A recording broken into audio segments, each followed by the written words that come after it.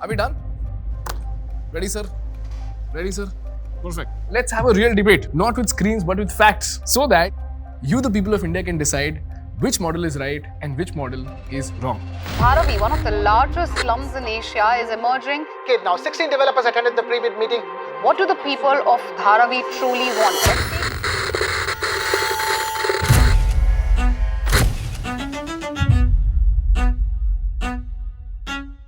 The Dharavi Redevelopment Project is one of the most controversial subjects in the history of India. हमको घर के बदले घर और जहां हम रह रहे हैं हमको वहीं दो. Dharavi is flawed, it is wrong, it is bound to fail. Our most transformative project is unfolding in Dharavi.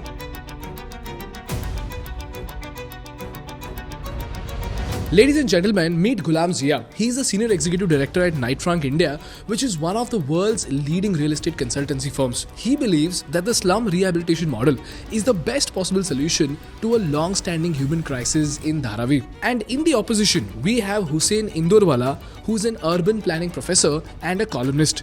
He argues that this redevelopment model could lead to a long-term disaster for Mumbai. Recently, the Chief Minister said that many of the SRA buildings are vertical slums. Vertical slums, what do you mean? Here you're painting a very grim picture.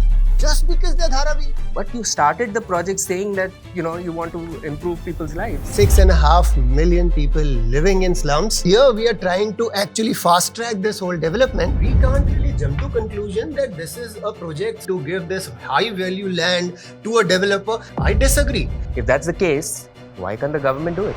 They don't have competency, ability or proven track record to deliver this. Could you relate to it when I said that there was 8 of those families out there on the road because one couple was in the house, and the kind of noise that it makes for the next door khuli? Do you understand the loss of dignity there? But the point is that rehabilitation does not only mean putting people from a shack into a building. It means an improvement in health, education, livelihood, opportunities, etc. What is it? A 50,000, 40,000 rupees square feet apartment that somebody is getting it? Is that something which you feel is inferior? Are you giving people a house to sell in the market? Is that the objective of the Dharavi project? Is that not an asset they are creating? CEO of the Dharavi project himself said that consent is not necessary for Dharavi redevelopment. Oh wow, good. There it comes.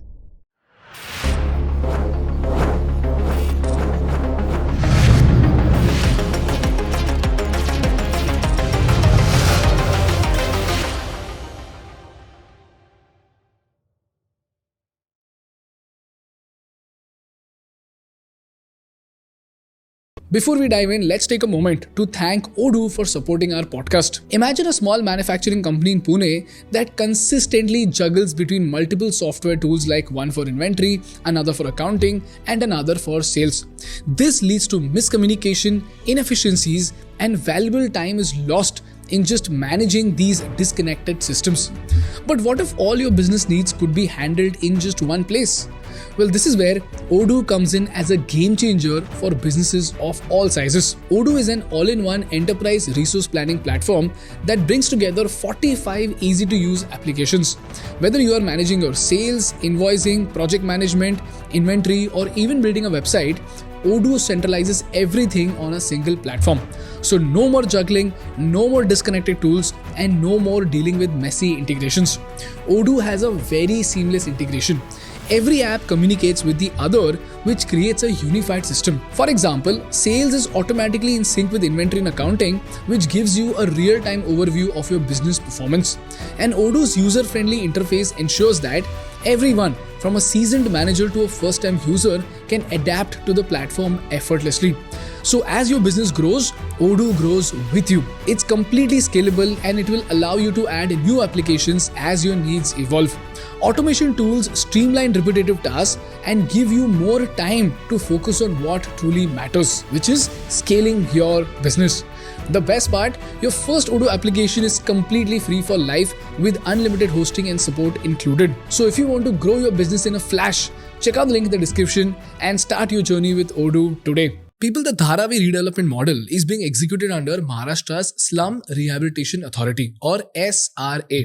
This is a model that we are having this debate about. Under the SRA framework, the government has appointed a private developer through a competitive bidding process. And this private developer, as we all know, is the Adani Group. So here's the simple deal that the government struck with the Adanis. The government said, you build the free houses for the slum dwellers using your own money, and in return, whatever prime land is left over, that is yours. And the Adanis can then use that leftover land to build luxury towers, malls and offices and sell them at premium prices. So the Adanis can make a profit and the government will have decongested a major part of the city. But this is where the controversy starts. While Zia sir believes that it is the only possible financially viable model to develop Dharavi, Hussain sir believes that we are doing injustice to the poor people living in Dharavi to benefit the capitalists. And he also has a better alternative to propose. So now, you decide who is right and who's wrong. And let me know in the comments whether you subscribe to Zia sir's philosophy or Hussain sir's philosophy. So, let the debate begin. Good morning, gentlemen. The Dharavi Redevelopment Project is one of the most controversial subjects in the history of India. India has been debating about Dharavi for 40 years now. Prime ministers have changed, governments have fallen, and the skyline of Mumbai has gone from mills to malls. But even then, Dharavi was and still is one of the largest slums right at the center of Mumbai. And now, finally after 40 years, Mr. Ghulam Adani is promising to transform Dharavi from a slum to a world-class business district. But this is where there are two conflicting schools of thoughts. While one side, represented by Mr. Zia, believes that the current model is the only practical solution to a human crisis, the other side believes that the current model could lead to a long-term disaster for the city of Mumbai because it is going to disrupt 1 million people's lives and it is going to disrupt businesses worth $1 million. So, while both Mr. Zia and Mr. Hussain agree that Dharavi has to be developed, they have a fundamental disagreement on which model is best for Dharavi. So today, let's have a real debate, not with screens but with facts, so that you, the people of India, can decide which model is right and which model is wrong. So your opening statement? The project is called a redevelopment project. In order to do that, you can't look at a project only as a real estate construction project. You have to think about health, education, open spaces, livelihoods. You have to look at where people live, how they live. And these are very important subjects which in generally, and not just in Dharavi, within the framework of the SRA, these have been lost. There were three very important objectives, very progressive objectives of the SRA. One of them was obviously that people who are rehabilitated have to be rehabilitated in situ on the same site. The reason given for this was that people work very close to where they live, especially people who live in slums, and therefore the rehabilitation should be in situ. The second important aspect was that there should be an improvement in people's lives in terms of living conditions. And the third important aspect of the SRA was there should be a consent of people involved in the redevelopment. They should have a say in the project. Now, over time, what has happened, 20, 30 years now, all of these three objectives have been compromised in the SRA. Furthermore, the SRA, when it was, unveiled, launched, it had the objective of building 8 lakh houses in 5 years. That was the stated goal of the project. That was the promise. We are in the 30th year now, right? And if you check the SRA's website, they have initiated about 3.5 lakh projects, houses. And the allotments are even fewer, in situ I'm talking about. So by any quantitative measure, the SRA has been a failure in the city. In terms of qualitative measures, also it has been a failure, mainly because the way in which SRA projects are constructed, the buildings are too close together. There are documented cases of SRA projects where inhabitants have health conditions. The amount of open spaces are very few schools, very few, nothing according to town planning norms. Now, any project which begins with this framework of the SRA is going to definitely have all of the problems that SRA projects have had. And the bigger the project, the bigger the problems, right?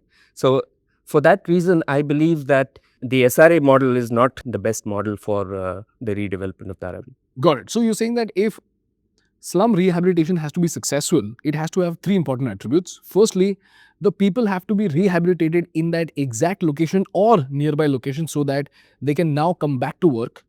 Secondly, there has to be improvement of life. And thirdly, there has to be consent from the people. My question to you is, sir, in the current Dharavi model, what exactly is happening? Are people not being rehabilitated in the exact same space? Isn't there promise of improvement of life? Or is there consent not being taken? So, in the SRA itself, what happens is that there is a category called eligible residents and ineligible residents. Now, this has come out through the introduction of what is called a cutoff date. The cutoff date is 2000 for SRA projects, which means that occupants of the ground floor of slums who can prove that they have been living there from before 2000 or have bought the unit from somebody who has lived at that time are considered eligible. Okay. Which means that people who don't have documents are considered ineligible. People who live on rent on the upper stories, they are considered ineligible. In the SRA, in the Dharavi project, what they have done is they have said we will give houses to everyone, right? Eligible or ineligible. That is a promise that the government has made. The problem is the ineligible residents will not get rehoused in situ. They will be relocated to many faraway sites, Devnar, Pandup, Aksa. These are the sites which have been chosen for the rehabilitation of ineligible residents, which means that Dharavi redevelopment will be to a large extent a project of resettlement. So that's the first thing. The second question about improvement of living conditions. For a long time, what has happened in SRA rehab projects is, look, what happens in an SRA project is you have this table is the piece of land and there are people living there. What an SRA project does, it takes all of the eligible residents from here and it rehabilitates them in a smaller portion of the plot, right? This obviously means that you have to go vertical, but vertical does not mean 4 or 5 stories. Nowadays, it means 20, 30 stories. These buildings are very closely packed. The densities are very high. The kind of densities you have, the amount of open spaces, the amount of civic amenities, etc., are too few. In fact, recently, the Chief Minister said that many of the SRA buildings are vertical slums. So there is serious questions about that as well.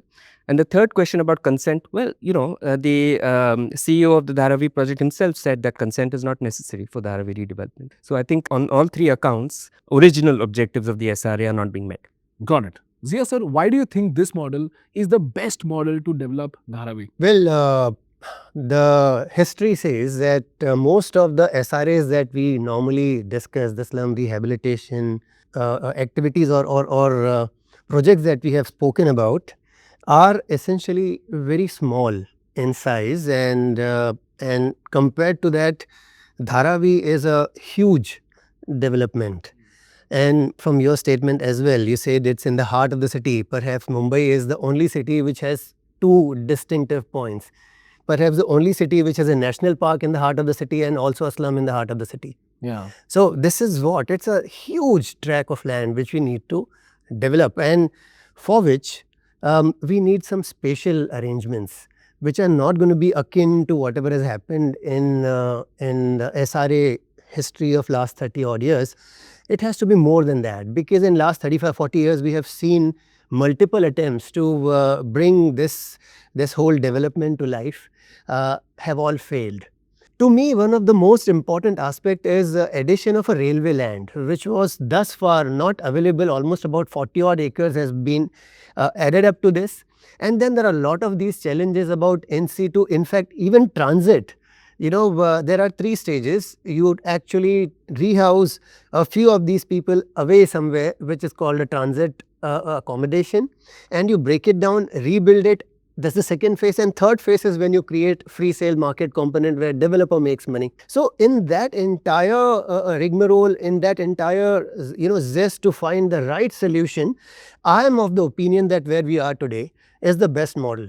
Not just because of the developer who's come in to do this, but overall, as I said, a redevelopment requires these 3 phases minimum.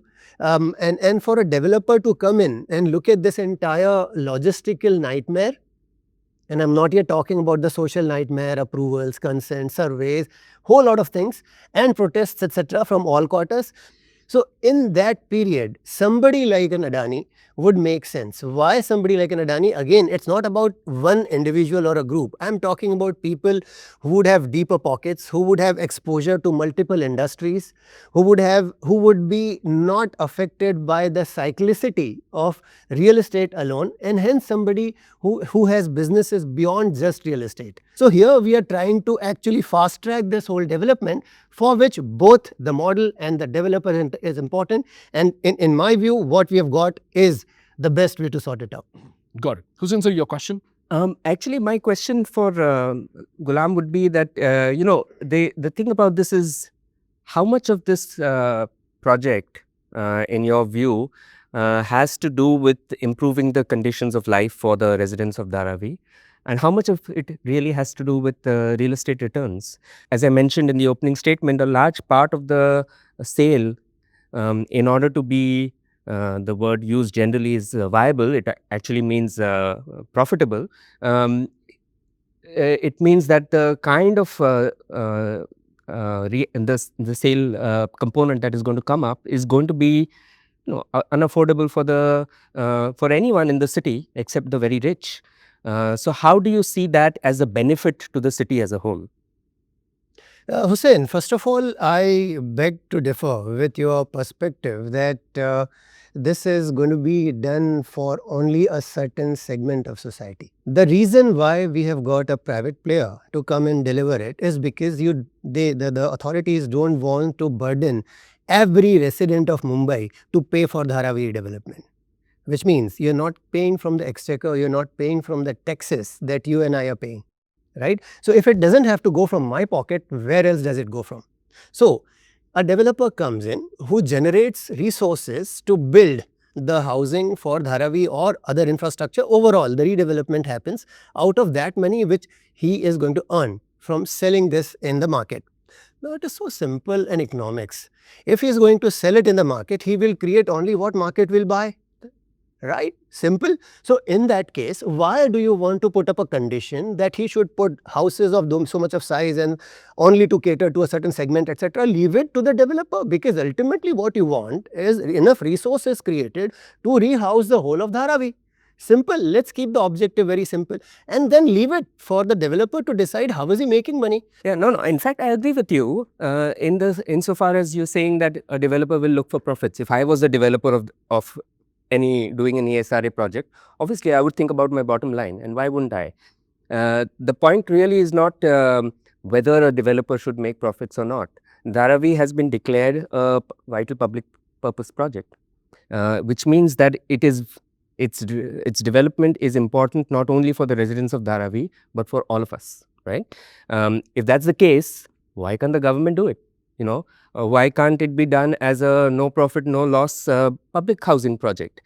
MHADA can easily take it up. MHADA has done public housing in the city before. So why can't it be done by the government, sir?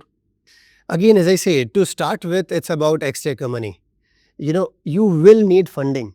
You will need funding which will ensure that the project starts, and not just starts but ends. And MHADA, and no disrespect or belittling any of them, they don't have competency, ability or proven track record to deliver this.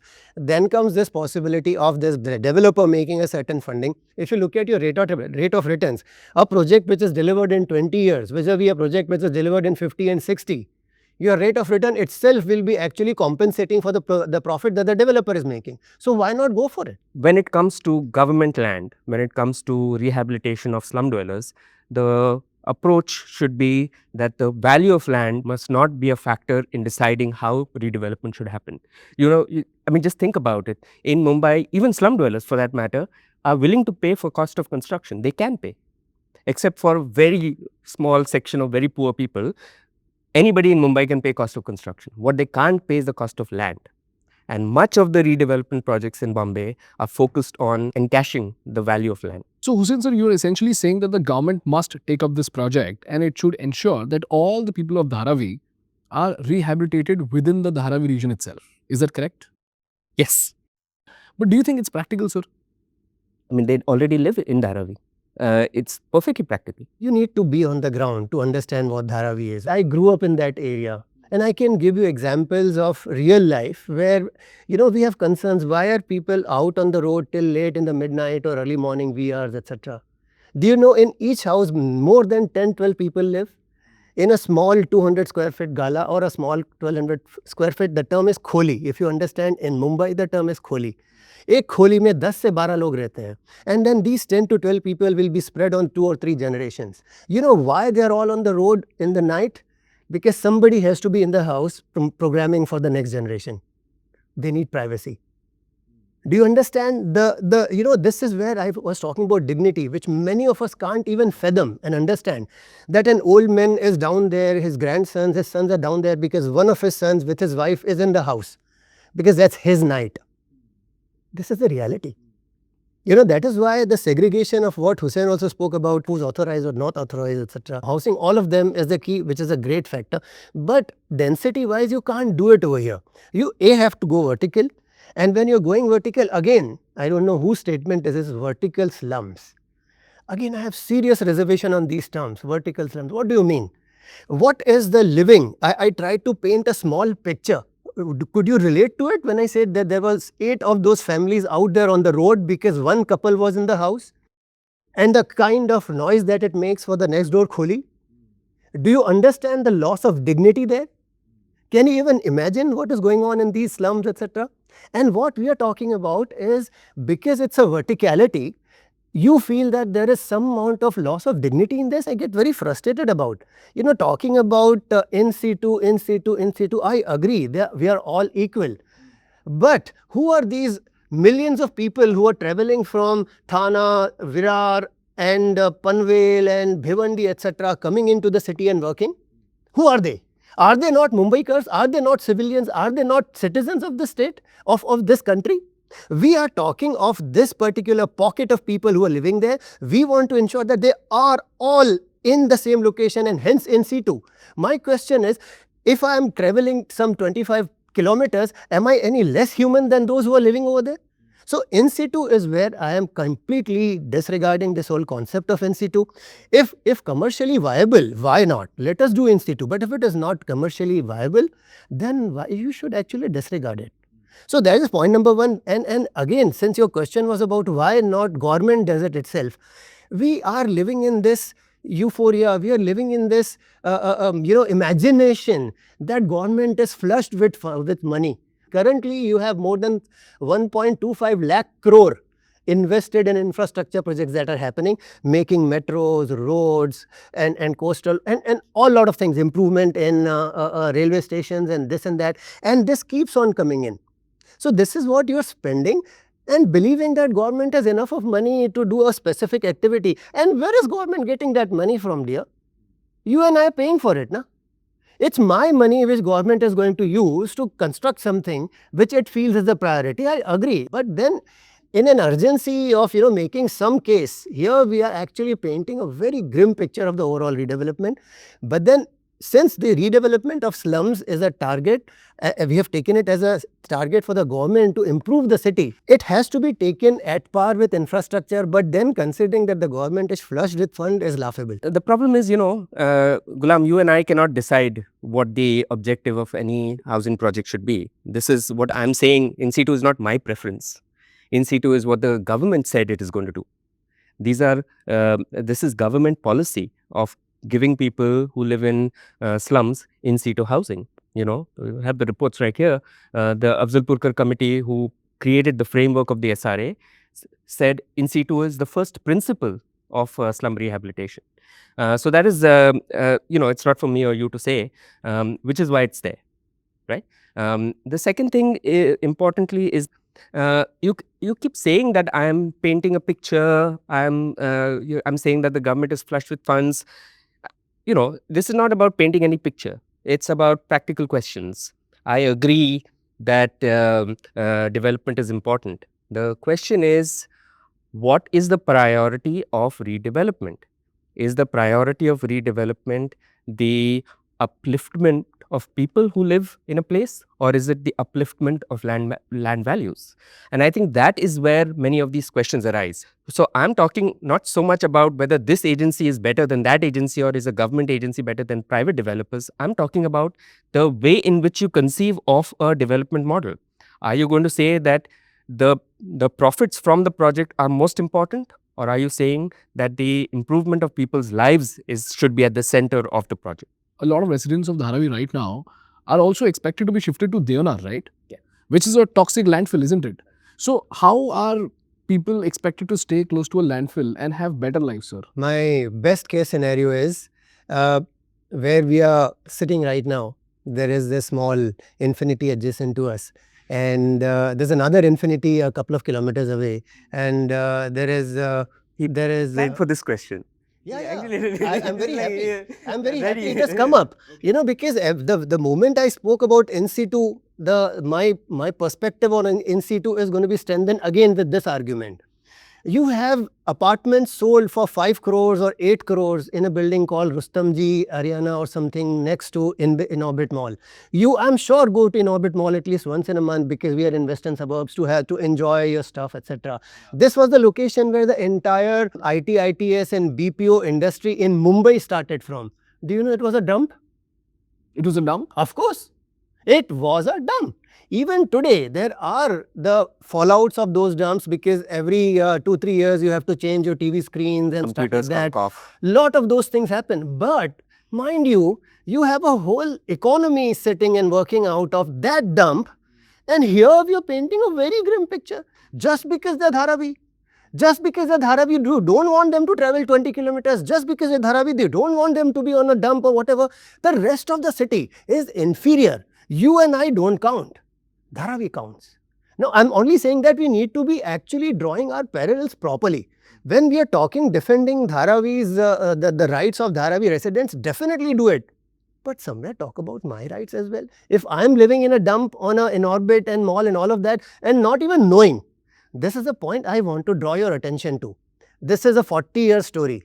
Another 25, 30 years, 40 years, nobody would even talk about the dump that you're talking about. Because it's going to be cleared out? Of course.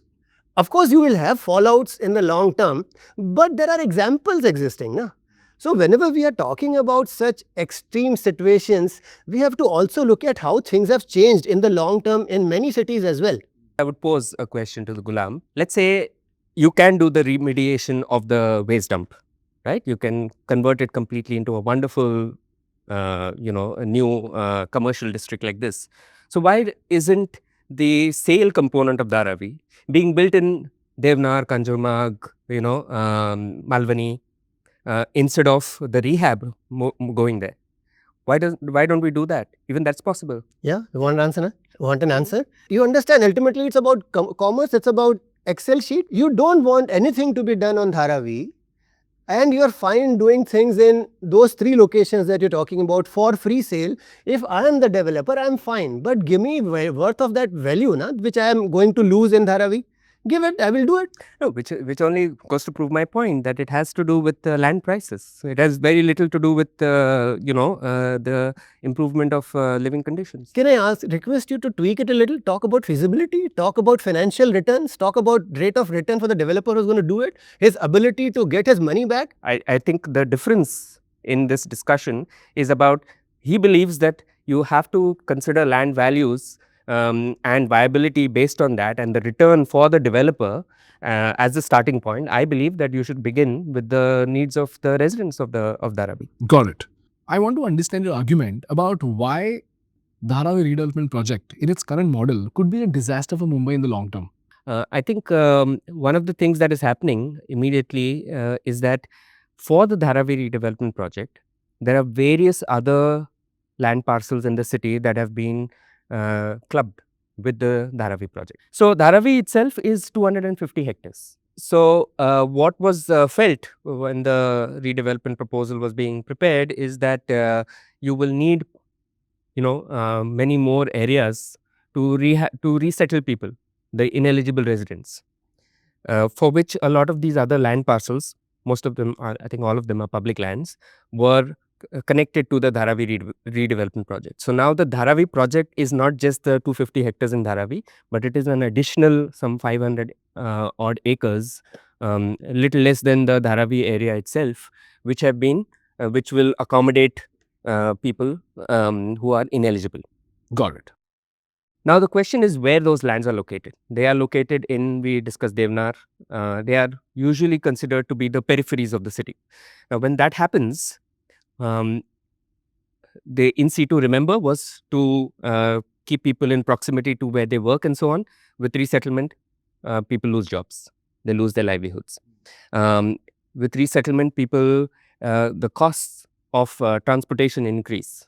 Right, with resettlement, the connections between, that you can have a situation where you are living on the first floor on rent, in a house which is rented to you by your employer. So let's say you are displaced by a a road project or a railway project, you can't be rehabilitated in situ. So what is done is somewhere else these vertical units are built and you are allotted those houses. Now how do these projects come about, right? So what the government did was they introduced a new scheme. The scheme was that if I am a private landowner, let's say in Mahul, I can give my land for rehabilitating slum dwellers, and as against that land, I will get TDR. What is TDR? The full form is transfer of development rights. It is basically a tool which is used by the authorities, offered as an incentive to developers to do something on behalf of the public authority. So the TDR is offered to the builder to build these units. Now these units were built. Now all of them were built in, like Ghulam said, in extremely low land value areas. Now these low land value areas in the city are in Chembur, Mahul, Devnar, Govandi, these areas. So over time what started emerging is that more and more people were rehabilitated from the city's high land price areas, rehabilitated into low land price areas, and TDR was generated in low land price areas and moved to high land price areas. So what starts happening, as you can see, is there is a movement of people and a dense concentration of people in one part of the city, whereas in the western suburbs and so on, there is a boom in real estate. So TDR became a very attractive thing. Now, if I'm developing some plot in, let's say, Bandra, I need TDR from the market. That is what the regulations say. So I have the FSI, but I also need to bring in some TDR component. Where do I get that TDR? I buy it from people who have it, right? So what started happening in between 2006 and 2016 is that there was a boom in slum TDR generation. Mainly, a lot of these builders and landowners who were creating this rehabilitation units in these, Devnar, Chembur area, they started getting a lot of TDR for building this. When the Dharavi project was announced, the TDR became one of the incentives which was offered to the developer. And what is very interesting is that the Dharavi TDR will not have any indexing rule, which means that if the Dharavi TDR goes to a plot of land which has higher land prices, the TDR amount will remain the same. Okay, which also means that Dharavi TDR is a special kind of TDR. It is capped at 90% of the plot price of the receiving plot, meaning that if it goes to Bandra, the developer can charge 90% of that land rate as the cost of that TDR. And what is more interesting is that 40% of all projects in Bombay compulsorily have to purchase Dharavi TDR. Have to be purchased from the Dharavi TDR. Yes.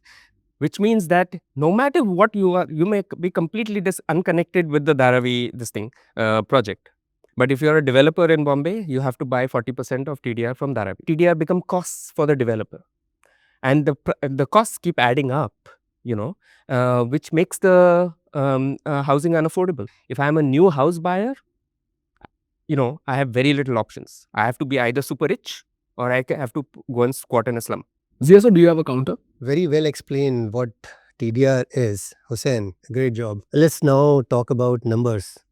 and look at what kind of TDRs are coming into real estate and impacting real estate per se. When you're building a structure on a certain property, so assuming my plot is 100 square feet, just for the simplicity's sake, I'm saying 100 square feet, and the FSI on that plot or FAR, whatever term you want to use, floor space index or floor area ratio, is say 5 or 6, because these days on an average you're coming from minimum 4 to 6, 7, etc., depending upon TOD, transport oriented development corridors, you're getting 7, 8 also possible. So when you're going into development, a 100 square feet plot can on an average become 500 square feet development. Now of that, and here comes the beauty of detailing, of that, how much of TDR can you consume is the question we must understand, everybody of your audience should know. And this is a part of DCPR which very clearly explains. In that, it states that if 5 is the FSI that you're going to use in your property, depending upon different schemes, you have 33.7, 33.9, 33.11, 33.12, there are various different ways of developing your building under different schemes. Now of all that, there is one column which says how much of TDR can you load on it. Okay, it ranges from 0.2 to 0.3 to 0.4 to 0.8, not goes above 1. Okay, so if your FAR is 6, 7, 8, you still would not get more than 1 as TDR. So on a 100 square feet property, I'm so sorry, let me complete. On a 100 square feet property, if you're going to develop 500 square feet building, your maximum TDR you can load is only 100 and not more. Now you understand this question. This is going back to your arguments that you put up a little while back. The eligible, non-eligible guys thrown far away, etc. While I don't want to revisit what I said, that those coming from Virar or Panvel or Alibag, etc. are lesser humans than Dharavi resident is a separate argument. I won't get into it all over again. But now look at this. Mahul, Chandivali. In Chandivali, what is the area that is sold otherwise in private market? 40 to 50,000 rupees a square feet. Kurla, proximity to BKC. Bandra Kurla complex carries Kurla in its name. It's a part of it. In Kurla, you are creating a huge development and you want people to be redeveloped. Again, how is it a disadvantage? So my concern is we are making these pictures that we are throwing people away. So these are arguments I would love to completely demolish that yes, Mahul is one case. I would agree that Mahul was. And again, I don't want to go into whatever happened in the past. But for every Mahul, there are 10 examples I can give where people have been housed right where they were. Maybe a kilometer or two away. First of all, location that you spoke about, it's true. Chandivali is there and Kurla is a good location. But let's look at the if you look at the details of those cases, they're very different. Chandivali was SGNP rehabilitation. The land was no development zone, which was given special permission because it was rehabilitation of slum dwellers and so on. Now the question is this: all of these things that have happened, okay, from all of these years since the SRA was created, there are many problems. He agrees with me. There are many problems. Ye nahi chala, wo nahi chala, idhar scam hua, udhar scam hua. But abhi kuch nahi hoga. Abhi sab mast hoga because why? Because there is a big developer involved who has deep pockets, and so therefore everything will be fine. The point is, when we look back at these experiences, we are not trying to say that what has happened in the past will happen again. But what we are trying to say is that many of the reasons why those things didn't happen continues, or in fact, they are those very things are being expanded. One of the reasons why the SRA has failed miserably, qualitatively and quantitatively, as we have established clearly, is because of the idea that a developer who is interested in profits can serve a public purpose function of creating good houses for slum dwellers. It has not worked. For this redevelopment project, these sites are chosen. They are not very good sites. They are not sites like Kurla and Chandivali. They are Devnar, Bhandup, if I'm not wrong. There is Malvani. There is a discussion about salt pan lands and so on. These are not parcels which are in the heart of the city. They are in the city's peripheries. The rehabilitation that is going to happen there is going to be according to the SRA norms, which is going to be very similar to what has been done so far. He mentioned that, people are coming from Vasai Virar, and why is that, why are we thinking about, but you started the project saying that, you want to improve people's lives. You want to make sure that they live where they are living today, right? So how come the goalposts keep shifting, right? When we are talking about the profits of developers. So I think we should be very clear why we're discussing this. We are discussing this because you, me, and I'm sure Mr. Ghulam as well is worried are worried about the welfare of the residents of slums in Mumbai, including Dharavi. And if that is the case, what I'm saying is that this SRA model just is not the way it works. You know, he spoke about viability gap funding and all of this. These have been expanded for Dharavi, right? The TDR, you know, he tried to kind of trivialize it by saying that, well, eventually it's going to be a very small number and so on. So why, if he is not going to sell the TDR, how is he going to get money to build the project, right? If that is the case, what will happen? If the project gets stalled midway, what will happen? So if we are talking about a free market and we are talking about, the free market should decide what happens and this is all a PPP project and it's based on that, then why so many different kinds of incentives for making the project viable? Why is it not being able to be viable on the strength of the market itself, right? So that is, I think, a question to that I would like to hear a response. Yeah. And I'm sorry if I was sounding a little aggressive when I spoke about sweeping statement, but I spoke about sweeping statement because I picked up a few words that the people have been marginalized, put up in faraway locations, and that there are ghettos created. Those are the statements. Ghettos? I didn't say ghettos. Affordable housing, or they're put away from the social structure, which is, I took it as ghettos. You may have used some other words, but that was the statement I'm talking about, trying to demolish that locations are not inferior, which I successfully explained that is not. I mean, there are too many things being demolished here. I'm coming to another one. I'm only trying to establish a fact that these projects that are developed are not on cheaper land, which is what the argument we are trying to put up. No, that we are giving them inferior land, we are putting them up in throwing in boondocks, etc., is what I'm trying to counter. That the value of these lands is much higher. Now coming to these three.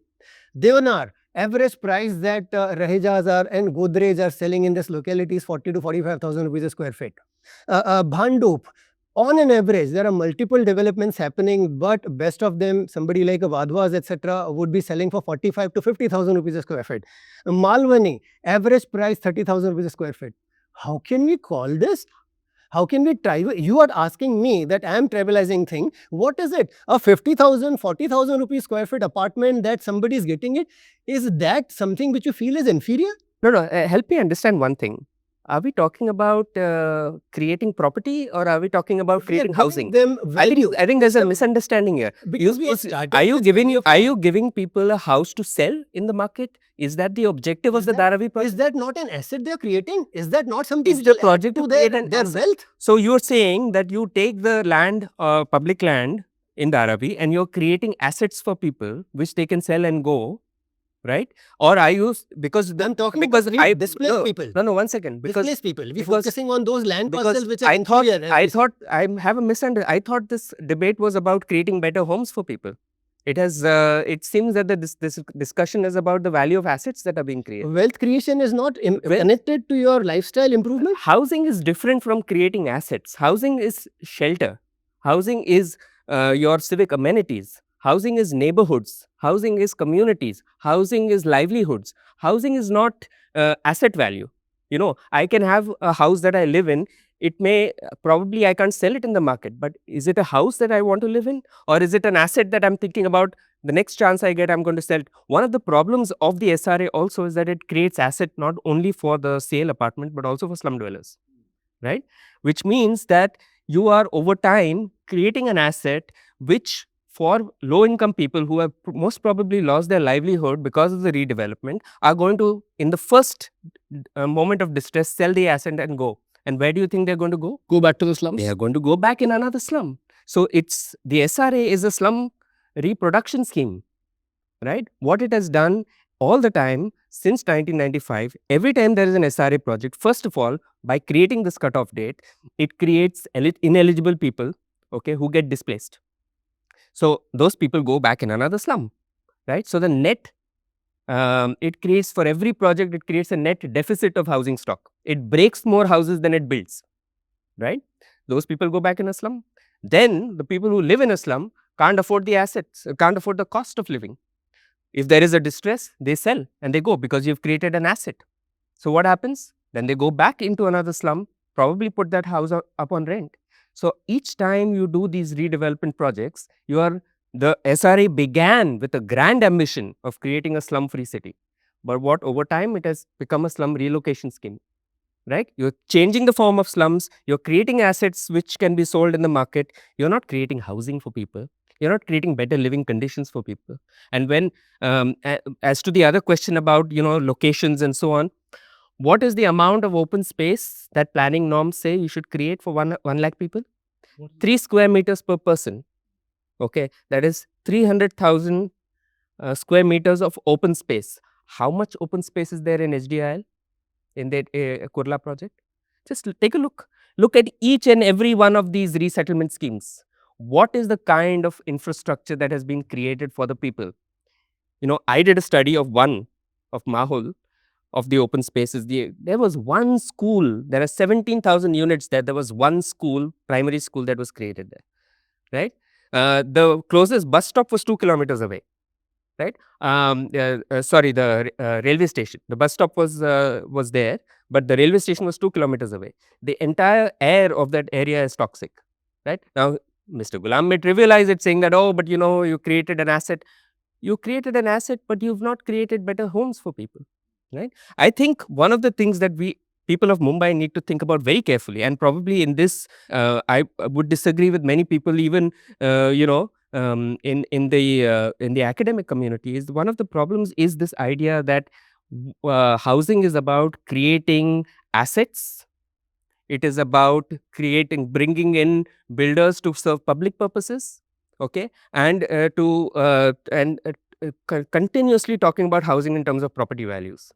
I think housing is about many other things. Living conditions. It's about how people live, right? And every time this has happened, what has happened is the city has become more and more unaffordable. He mentioned that there is so much new floor space created. How much of it is affordable floor space? Can he purchase a house in that floor space that has been created? Nothing. What is being created in Mumbai, all of the new housing, it is not affordable for the city.